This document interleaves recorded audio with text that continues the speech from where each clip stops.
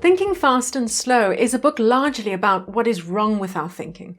But its intention isn't to leave us feeling like we failed a test, but rather to get us thinking about our thinking, and specifically, how we could better process data to inform our choices. Today, data is abundant and often overwhelming. The secret to getting the best insights from data is to ask the right questions. This was something that the employees at the Bill and Melinda Gates Foundation didn't do before they made a $1.7 billion investment into schools in the US.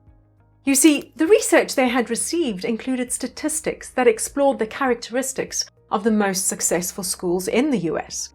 What it is that makes schools successful is a topic that fascinates researchers, governments, and philanthropists, all wanting to know what distinguishes the most successful ones from the rest.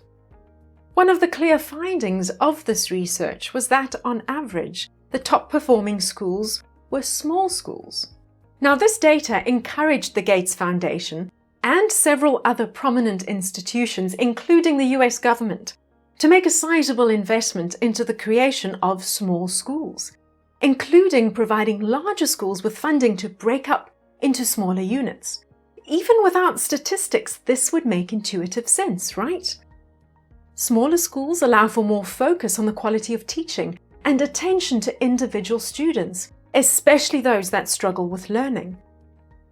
Unfortunately, whilst these statistics might have been correct, the facts drawn from them were not. The statisticians who reported to the Gates Foundation had only asked what the characteristics of the best performing schools were, as that is all they were interested in. However, if they had asked the same question of the worst performing schools, they would have had a totally different picture. You see, the worst performing schools were also small schools. It was clear as day in the statistics, but no one asked about them. If anything, large schools tended to produce better results on average. Now, this is an example of confusing correlation with causality. Because the limited stats made intuitive sense, no one sought to look at the data any further.